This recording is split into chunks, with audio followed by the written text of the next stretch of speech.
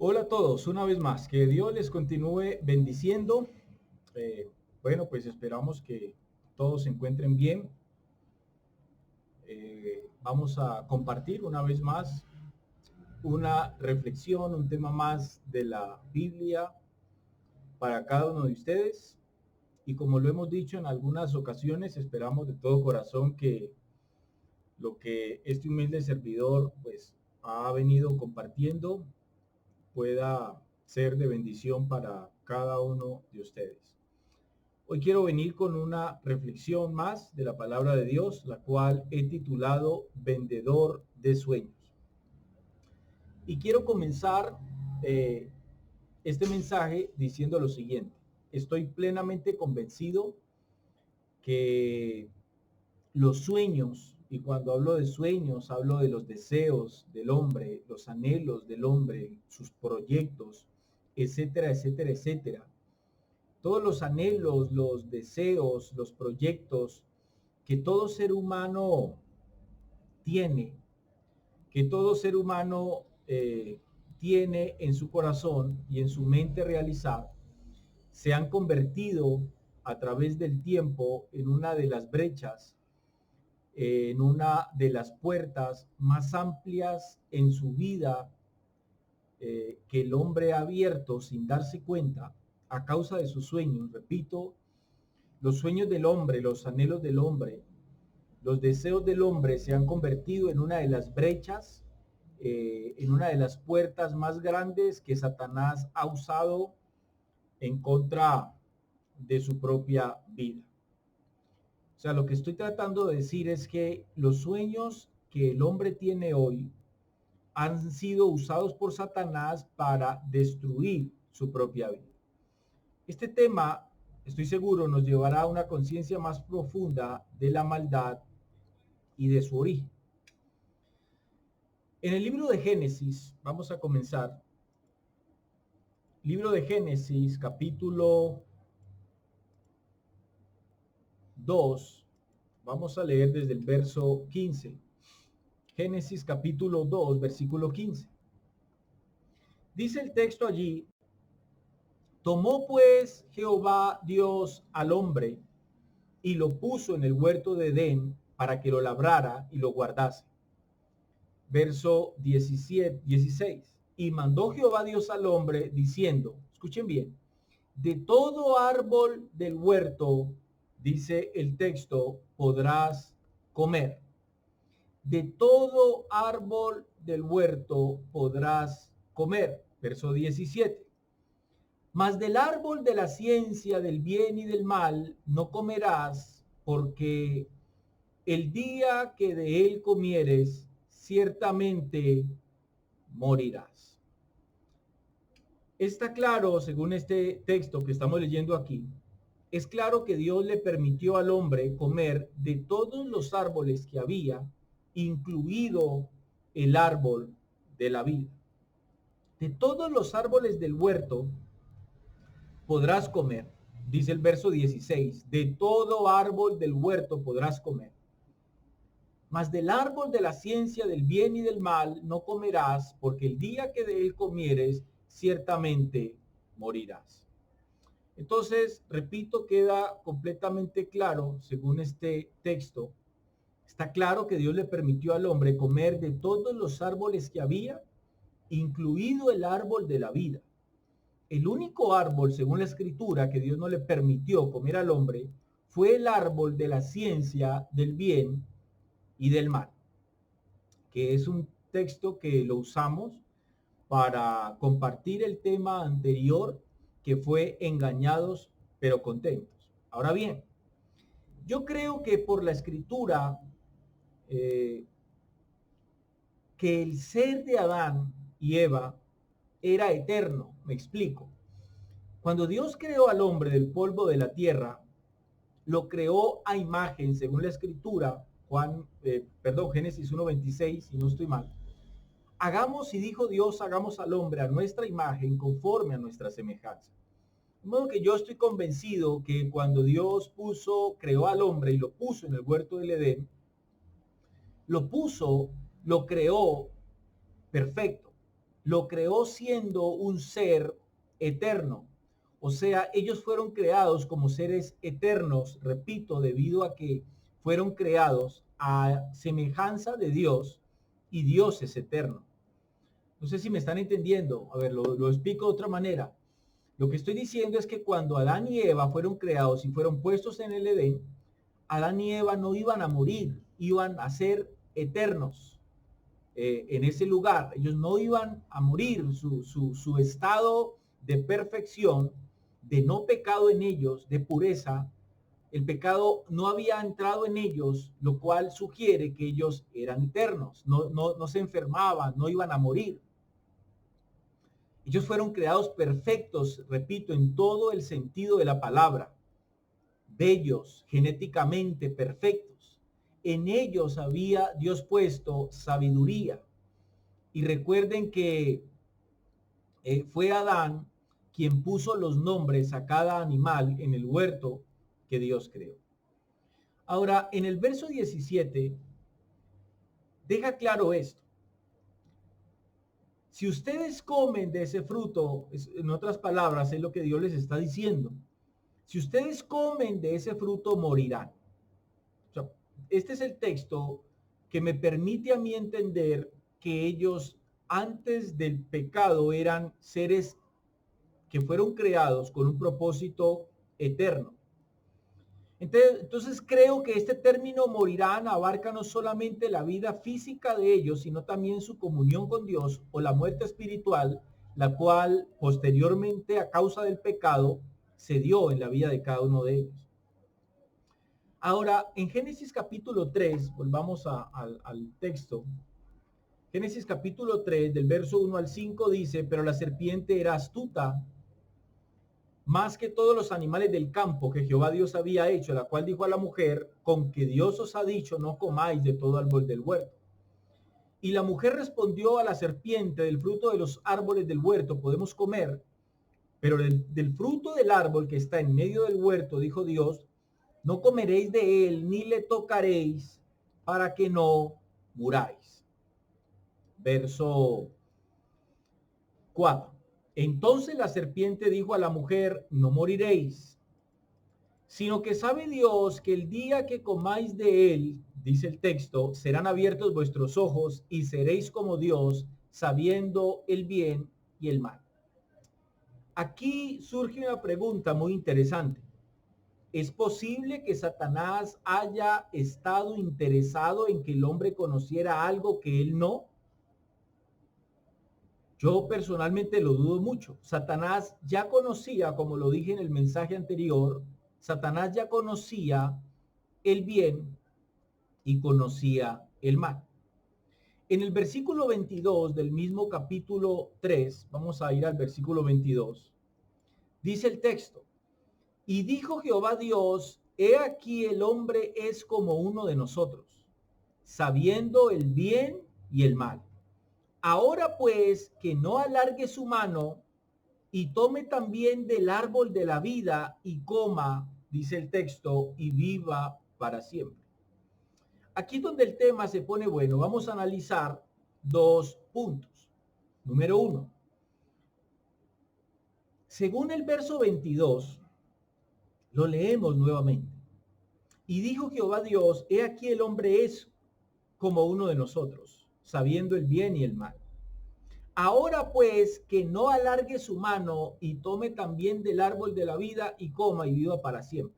Aquí surge una pregunta que creo yo que es responsable hacerla. Y es la siguiente.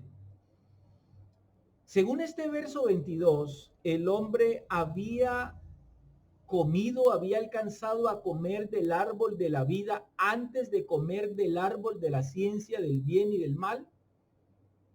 Esa pregunta hay que hacérsela, porque cuando el hombre come del árbol de la ciencia del bien y del mal, dice Dios, ahora el hombre es como uno de nosotros, sabiendo el bien y el mal.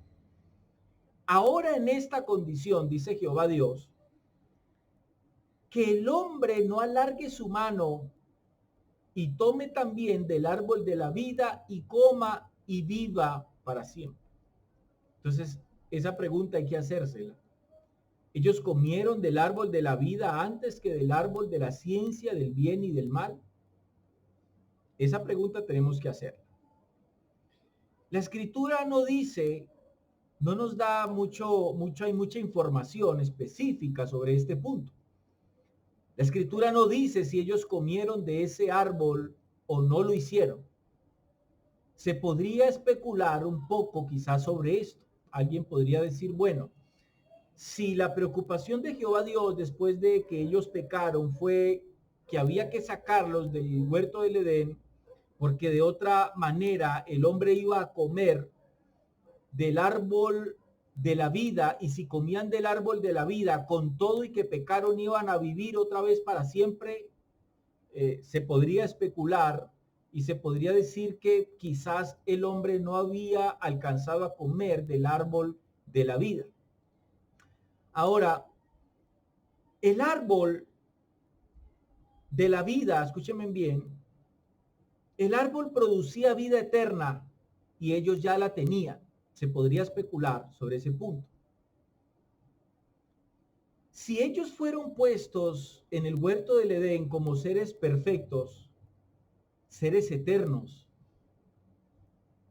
lo que el árbol de la vida producía era vida eterna y ellos ya tenían vida eterna, de modo que posiblemente no habían tomado el árbol, dado de que el árbol iba a producir en ellos algo que ellos ya tenían, repito, que era vida eterna. Ahora, el otro punto es que posiblemente ellos sí habían comido de ese árbol y simplemente el árbol o el fruto de ese árbol no producía nada en ellos, porque en ellos ya había la vida eterna, ya existía la vida eterna. Segundo punto. ¿Por qué Dios no permitió que ellos después de pecar tomaran de ese árbol? Qué interesante ese punto. Y creo que la respuesta a esa pregunta es, si ellos hubieran comido del árbol de la vida después de haber pecado, sabiendo que después de pecar perdieron su eternidad, habrían recibido vida eterna y el pecado habría entrado en la eternidad. Si el pecado hubiera entrado en la eternidad, entonces se hubiera hecho, o cómo decirlo, se hubiera hecho nulo, no, el sacrificio de Cristo en la cruz no hubiera tenido ningún sentido, porque el pecado ya iba a ser eterno debido a que las criaturas que pecaron con todo y pecado habían comido del árbol de la vida, de modo que aún ellos en su estado de pecado habrían vuelto a alcanzar, ¿cómo lo digo? Habrían vuelto a alcanzar su estado anterior de eternidad. Por eso Dios no les permite a ellos participar, comer quizás nuevamente del árbol de la vida después de que pecaron, porque Dios ya tenía en sus planes, Dios ya tenía todo preparado lo que iba a hacer para reivindicar o para darle una segunda oportunidad al hombre, que es lo que hablamos nosotros acerca del sacrificio de nuestro Señor Jesucristo en la cruz de Calvario. Entonces, ¿por qué ellos pecaron? Ojo con esto, que es un punto interesante. ¿Por qué ellos pecaron si fueron hechos perfectos y bellos con hermosura propia y con autoridad? En otras palabras, ellos eran como una especie de dioses en el huerto del Edén. Fueron puestos con autoridad y con poder. Fueron creados. Adán y Eva, recuerden que fueron creados para gobernar y para reinar sobre toda la creación. ¿Cómo un ser perfecto pecó delante de Dios? Esto es una muy buena pregunta que hoy tenemos que hacernos. ¿Cómo un ser perfecto pecó delante de Dios? ¿Cómo es que en ellos nace la maldad? ¿De dónde surge? ¿Cómo es que en un ser perfecto nace la maldad? ¿De dónde surge? Quizás alguien pueda pensar y decir de Satanás. El problema es que esa conjetura es bastante discutible. Ojo con esto. ¿Cómo es posible que una criatura que fue hecha perfecta pecó? Eso tiene una respuesta que para mí es simple, según el entendimiento que por gracia de Dios he logrado tener acerca de Dios mismo. Cuando Dios creó al hombre, lo creó siendo perfecto. El hombre en su creación original fue perfecto, pero no incorruptible. Esa es la diferencia. El único imperfecto e incorruptible es Dios, el creador. El creador hizo la criatura perfecta, mas no incorruptible. El creador es perfecto e incorruptible. Eso es lo que nosotros tenemos que entender. Entonces, ¿cómo es que saltó, cómo es que se manifestó la maldad en el corazón de la criatura hecha por Dios siendo perfecta? ¿Cómo sucedió esto? Bueno, alguien puede decir, ellos fueron tentados por la serpiente y la serpiente era Satanás, y entonces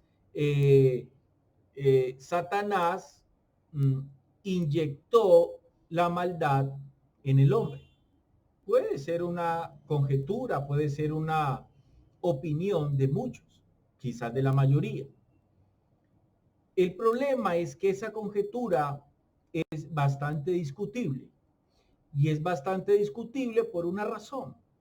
Porque la escritura nos enseña a nosotros que Satanás, al igual de ellos, fue creado de la misma forma, con belleza, con poder, con autoridad, cuando era Lucifer o cuando era Luzbel. Luzbel y Lucifer, las dos palabras tienen el mismo significado, todas dos hablan de luz brillante, de ser de luz, todas dos significan lo mismo. Luz brillante o el que brilla. De modo que cuando Lucifer como ángel, querubín de Dios fue creado de la misma manera, con poder, con gloria, con autoridad, y fue creado también perfecto. Vamos al libro de Ezequiel. Este tema es bien interesante. Acompáñenme por favor al libro de Ezequiel. Profeta Ezequiel, al capítulo 28, y vamos a leer desde el verso 11. Ezequiel 28, 11 al 18. Ok, dice el verso 11. Vino a mí palabra de Jehová diciendo, hijo de hombre, levanta endechas sobre el rey de Tiro y dile, así ha dicho Jehová el Señor. Tú eras, escuchen bien, tú eras, le dice, el sello de la perfección. Tú eras el sello de la perfección. Aquí hay algo muy importante entender. Cuando ustedes van al texto y leen desde el verso 1 al versículo 10, el capítulo está hablando sobre el rey de Tiro. Pero cuando ustedes leen desde el verso 1 al 10, fácilmente nos podemos dar cuenta que las palabras del verso 1 al 10 son palabras dirigidas a la persona de Tiro, al hombre del rey de Tiro como tal. Pero cuando uno comienza a leer desde el verso 11 en adelante, ya uno se da cuenta que las palabras ya no van dirigidas al hombre, sino que van dirigidas a aquel que está gobernando al hombre, que en este caso es el propio Satanás. El rey de Tiro tenía un problema. El rey de Tiro se había crecido a causa de su poder, a causa de su gloria. Lo mismo que pasó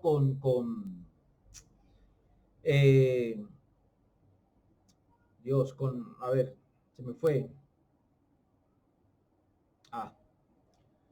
Lo mismo que había pasado, bueno, se me va ahorita el nombre, de otro rey en la escritura, Nabucodonosor. Tiro se había engrandecido El rey de Tiro se había engrandecido a causa de su poder, a causa de su gloria. Recuerden que este mensaje lo titulé Vendedor de Sueños. ¿Por qué vendedor de sueños? Quiero llevarlos a este video un momentico. Oye, ¿qué te pasa? ¡Despierta! Porque este video nos enseña y nos habla de lo que hoy el mundo, el sistema, guiado por Satanás, gobernado por Satanás, le está vendiendo al hombre, le está vendiendo al mundo. El sistema en el cual hoy vivimos le dice al hombre que para que la vida del hombre tenga sentido en esta tierra, el hombre tiene que tener riquezas, el hombre tiene que tener gloria, el hombre tiene que tener poder. De hecho, el mensaje del sistema de este mundo es un mensaje que va claramente, es un mensaje antagónico que va claramente en contra de la palabra de Dios, de los principios de Dios. Por eso es que la predicación del verdadero evangelio, o corrijo, la predicación del evangelio de Cristo, porque no hay 2 ni 3 evangelios, hay uno. Por eso es que la predicación del evangelio de Cristo choca de manera completa con el mundo hoy. Porque el hombre hoy quiere carros finos, carros lujosos, el hombre hoy quiere dinero, el hombre hoy quiere casas, viajes, lujos, porque eso es la vida, ¿no? Es lo que el sistema hoy le vende al hombre. Repito, lo que el sistema gobernado por Satanás le vende al hombre es eso, sueños. Por eso el mensaje es vendedor de sueños.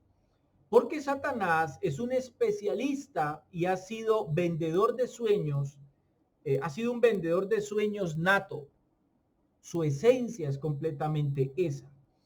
Es pretender que el hombre le compre a él los sueños que él un día tuvo. Porque Satanás quiso ser igual o quiso ser mayor que Dios. Y esto es lo que Satanás ha hecho a lo largo de la historia con el ser humano. Le ha intentado vender sus propios sueños de grandeza, de riqueza, de poder. Entonces esto lo hemos visto a lo largo de toda la historia humana. Ok, esto lo hemos visto, repito, a lo largo de toda la historia humana. Satanás ha querido venderle los sueños al hombre. Entonces dice el texto aquí, es muy interesante ver, repito, como les dije, del versículo 1 al versículo 10, cómo Dios le habla al hombre, a la persona del rey de Tiro. Pero a partir del verso 11, ya Dios no le está hablando a la persona del rey de Tiro. Espero me estén entendiendo y yo me esté explicando correctamente. Por eso es que no sé si quizás ustedes se han preguntado, ve, ¿por qué en este texto el profeta Ezequiel, en vez de hablar de un hombre, está hablando es directamente de Satanás?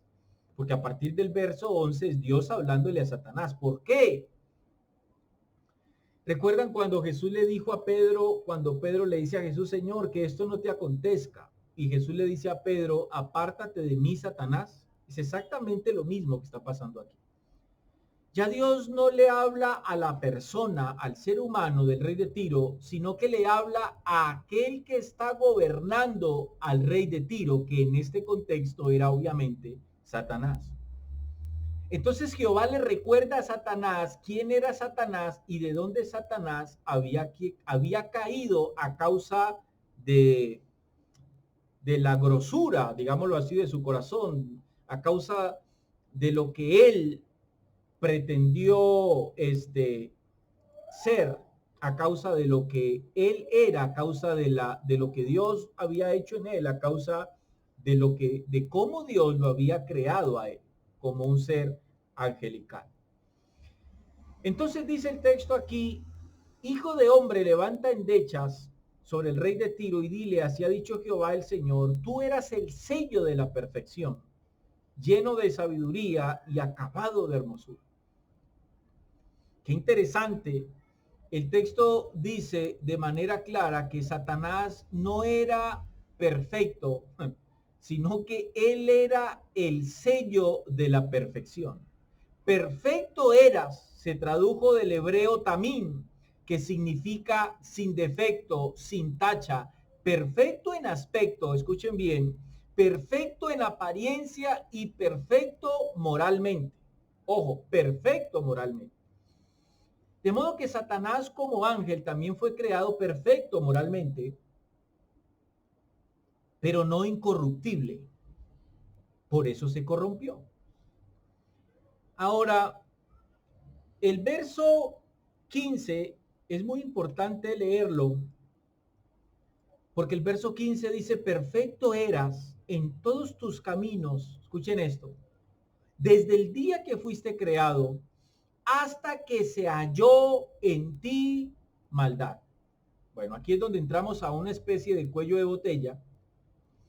Y aquí, pues, algunos estarán de acuerdo conmigo, otros no. Cada quien, pues, obviamente tiene su derecho de, de pensar como así le parezca. No de interpretar la escritura. Estoy hablando de que cada uno tiene derecho a pensar como bien le parezca, no de interpretar la escritura. Porque siempre lo hemos hablado, la escritura no tiene dos ni tres interpretaciones, tiene una sola. Que tiene muchas aplicaciones es otra cosa muy distinta, pero tiene una sola interpretación. Entonces de aquí surge una pregunta que muchos se han hecho a lo largo de la historia humana. Si el texto me dice que en Satanás se halló, ojo, dice hasta que se halló en ti maldad, y creo que aquí la gramática juega un papel muy importante para entender este tema. El texto no dice hasta que nació de ti la maldad, sino hasta que se halló. Hallar y nacer son dos cosas completamente distintas. Si el texto dijera hasta que nació en ti la maldad, podríamos decir que Satanás no solamente es el padre de la mentira, sino que también es el padre de la maldad, porque él la creó, nació de él. Pero el texto no dice que la maldad nació de Satanás, sino que hasta que se halló en ti maldad. De modo que Satanás, según la escritura, es padre de mentira, pero no hay un texto bíblico que diga que Satanás es el padre de la maldad. Entonces allí surge una pregunta muy importante. Entonces, si la maldad se halló en Satanás cuando era ángel, entonces eso sugiere que la maldad ya existía. Bueno, es una muy buena pregunta. ¿Qué es la maldad?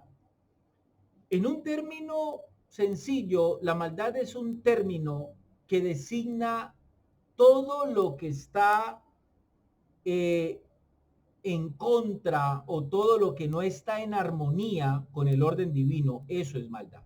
¿Qué es maldad? Vuelvo y repito en términos sencillos. Todo lo que no está en armonía con el orden divino, eso puede ser entendido como maldad. Ahora bien, es muy importante tener claro que la maldad ya Dios la conocía, ya Dios sabía que era maldad.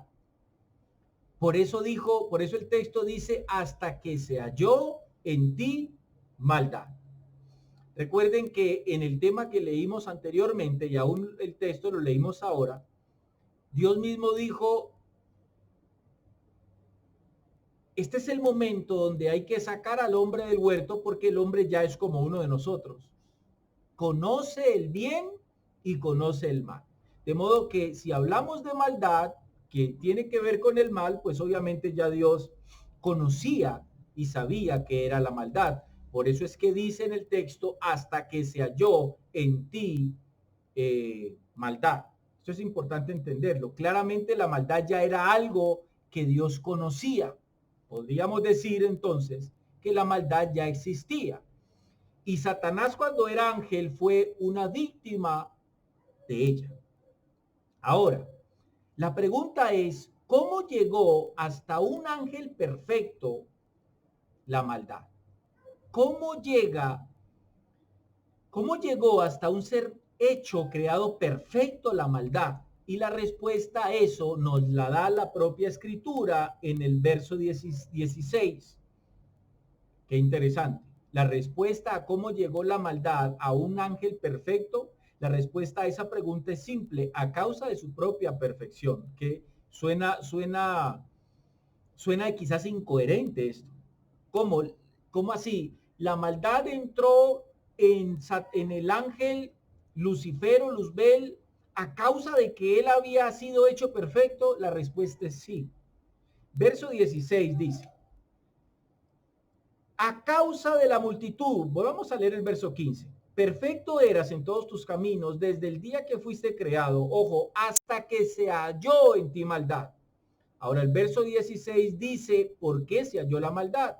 Dice, a causa de la multitud de tus contrataciones. Otra versión dice, a causa de la multitud de tus comercios. Algunos eruditos dicen que este texto, este pedacito aquí, está hablando acerca de la ciudad de Tiro como tal, que era una ciudad de mucho comercio, pero no estoy de acuerdo con esa apreciación teológica porque el contexto me está hablando a mí de Satanás.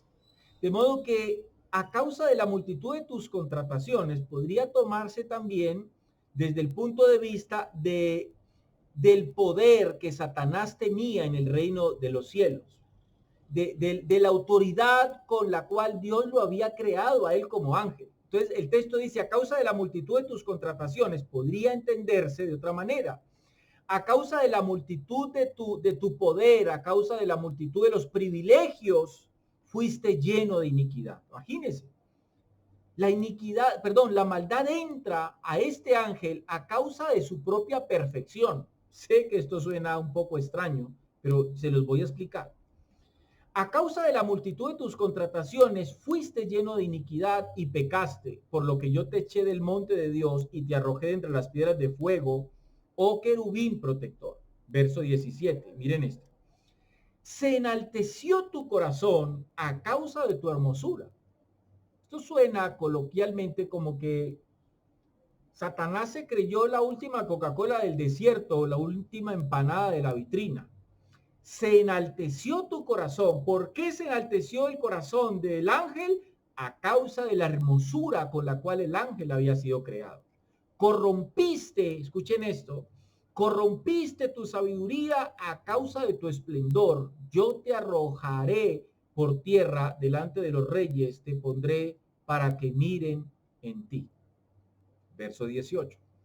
Con la multitud de tus maldades y con la iniquidad de tus contrataciones, profanaste tu santuario. ¡Wow! ¿Qué significa esto? Momentico, por Dios. El texto me está diciendo que cuando Satanás era ángel, un querubín al lado de Dios, cuando era un ministro de Dios, tenía un santuario. O sea, el texto me está diciendo que Satanás era adorado en el cielo. Yo diría que no. Pero yo diría que aquí la palabra santuario me puede hablar a mí de que Satanás como el ángel principal de más alta jerarquía en el reino de los cielos, a él como ese ángel que había sido creado, recibía una especie de honra. Y esto no me suena raro porque la propia escritura acerca de los pastores dice, honrad pues a vuestros pastores. De modo que la autoridad con la cual había sido creado Satanás como ángel tenía un lugar de privilegio. Era un ángel honrado y esto no me suena raro a mí. Porque era el ángel más hermoso con mayor autoridad en el reino de los cielos. Fue a causa de esto que se halló, como dice la propia escritura, maldad en él. Dice, yo pues saqué fuego de medio de ti, el cual te consumió y te puse en ceniza sobre la tierra a los ojos de todos los que te miran.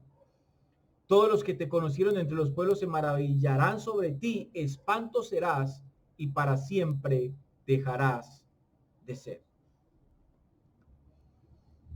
Entonces ahora la pregunta, repito, es esa. ¿Cómo llega la maldad? ¿Cómo llega la maldad a un ángel perfecto? Y repito, la respuesta a eso es a causa de su propia perfección.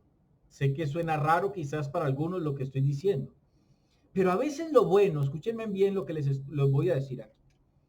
Resulta que a veces lo bueno, y eso pasa, ha pasado, pasa y pasará en la historia del ser humano. A veces lo bueno que Dios hace en favor de su creación, ojo con lo que voy a decir. A veces lo bueno que Dios hace a favor de su creación, la criatura lo convierte en algo en contra, no Dios. El mismo hombre tuerce lo que Dios le dio. Ahí tenemos al rey Salomón como un ejemplo de esto.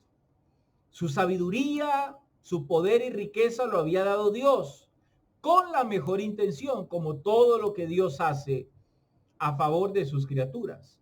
Pero cuando uno lee la historia y el final de este hombre, salta a la vista, amados hermanos, que todo lo que Dios le dio creó en él una distorsión. Yo con esa palabra. Todo lo que Dios le dio a Salomón, creó en Salomón una distorsión. ¿Qué es una distorsión? Es una deformación de su imagen. La sabiduría y las riquezas que Dios le dio a Salomón produjeron, no con esa intención, pero produjeron en el corazón de Salomón una distorsión de su propia imagen. En el libro de Eclesiastés, capítulo 7, Eclesiastés capítulo 7, versículo 9, hay un texto que habla de lo que les acabé de decir. Dice el texto. Y lo habla el propio Salomón. Escuche lo que dice.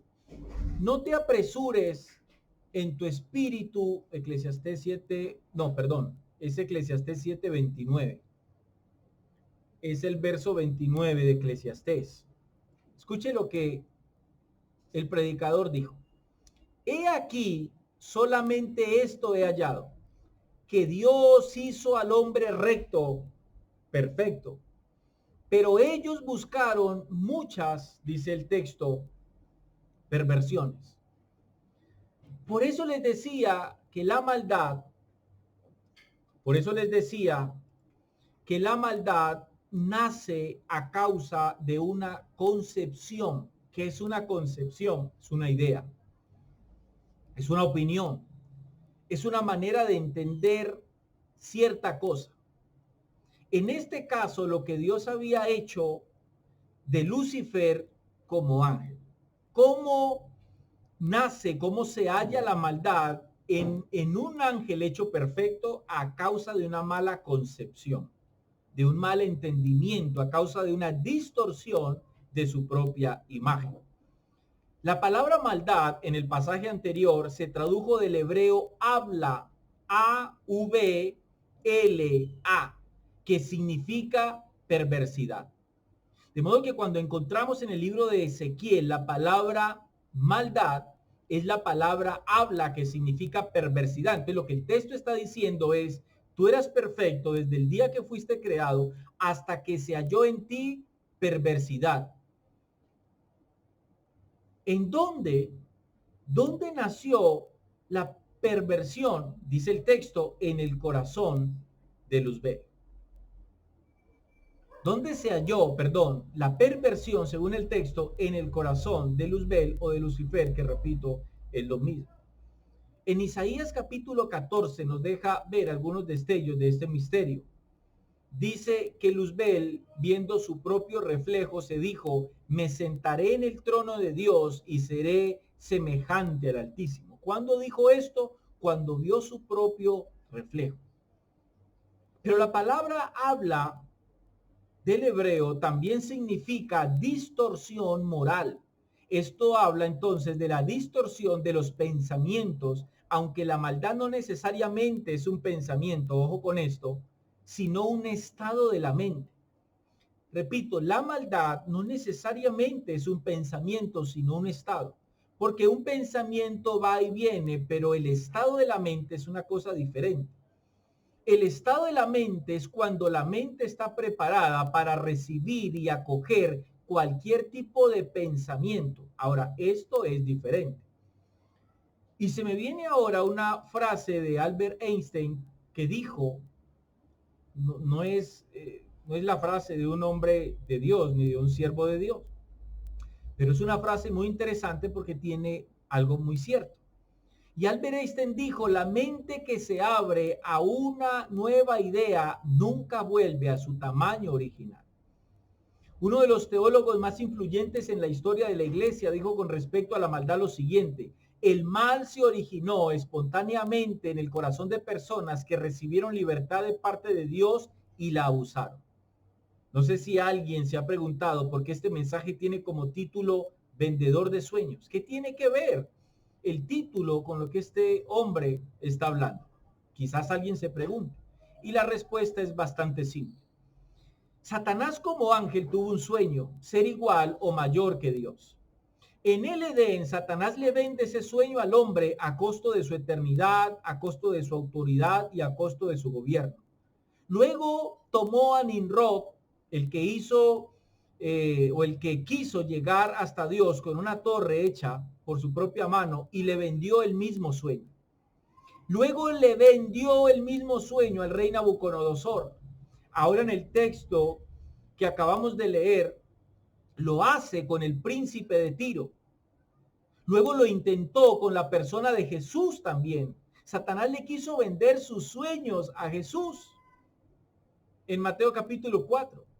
En la historia más reciente lo hizo con Alejandro Magno, lo hizo con Adolfo Hitler y con todos los hombres en la historia humana que han soñado con gobernar este mundo y levantarse en contra de Dios. Escuchen, ahora lo hace con el pueblo de Dios, con su iglesia. Ahora Satanás quiere venderle al pueblo de Dios a través del evangelio de la prosperidad, a través del evangelio de la riqueza, de la prosperidad, el mismo sueño. Por esto muchos hombres que un día fueron ministros de Dios hoy apostatan de la fe en Cristo. Por esta misma razón. Por esta misma razón, repito, y por esta misma condición.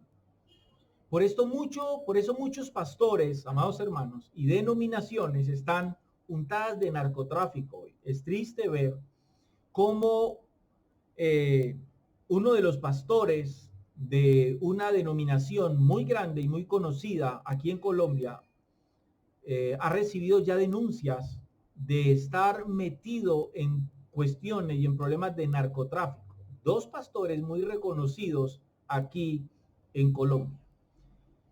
Porque Satanás ha querido venderle sus sueños a la iglesia de Cristo. Por eso Satanás se metió a la iglesia de Cristo, nos infiltró, y la iglesia no se ha dado cuenta, o por lo menos muchos no se han dado cuenta, cómo a través de muchas malas enseñanzas, Satanás ha querido venderle a la propia iglesia de Cristo sus propios sueños de grandeza, de fama, como lo ha hecho siempre con el hombre. Por eso hoy muchos hijos de Dios solo piensan en dinero, en riqueza y poder, y sueñan con cosas, repito, que no deberían soñar. Amados hermanos, Satanás es un vendedor de sueños por excelencia. Este es un tiempo donde nosotros tenemos que abrir nuestros ojos, abrir nuestro entendimiento, discernir lo que está pasando en el mundo. Cómo Satanás ha intentado gobernar la propia iglesia. Cómo Satanás ha intentado vender sus propios sueños de grandeza. Se los ha intentado vender al hombre. Repito, desde el huerto del Edén. Intentó vender sus propios sueños al hombre. Y todos conocemos la historia. El hombre en el huerto del Edén le compró esos sueños. Quiso ser como Dios. No le bastó con lo que Dios lo había hecho. Al hombre no le bastó cómo Dios lo había creado. Quiso ser como Dios. Y luego a lo largo de la historia nos hemos encontrado hasta el día de hoy con hombres que han querido ser como Dios. Y puede ser que alguien diga, bueno, yo no he querido nunca jamás ser como Dios. Pero cuando el hombre hoy sueña con riquezas, con dinero, con carros de lujo, con empresas, el hombre sin darse cuenta le está prestando su vida a Satanás. Sin darse cuenta le ha comprado los sueños a Satanás. Satanás le ha vendido al hombre sus propios sueños. Y como lo decía al principio, por eso es que la predicación del Evangelio de Cristo hoy choca tanto, porque el hombre no quiere renunciar a sus propios sueños. Por eso es que el hombre le cuesta tanto negarse a sí mismo, porque la negación a sí mismo es una negación a nuestros propios sueños y es abrir la puerta a los sueños que Dios tiene para cada uno de nosotros. Y con eso es que el hombre lucha. Y por eso es que a muchos les cuesta entrar en el reino de Dios. Y aún por eso es que muchos que creen que han entrado en el reino de Dios, muchos que se creen cristianos, siguen luchando con eso. Porque están, entre comillas, dentro del cuerpo de Cristo, pero ellos siguen viviendo sus propios sueños, no han querido renunciar a los sueños que Satanás les vendió. Entonces, este es un muy buen tiempo para reflexionar sobre este asunto. Y no caigamos en las garras del vendedor de sueños. Que Dios les continúe bendiciendo, amados hermanos, hasta una próxima oportunidad.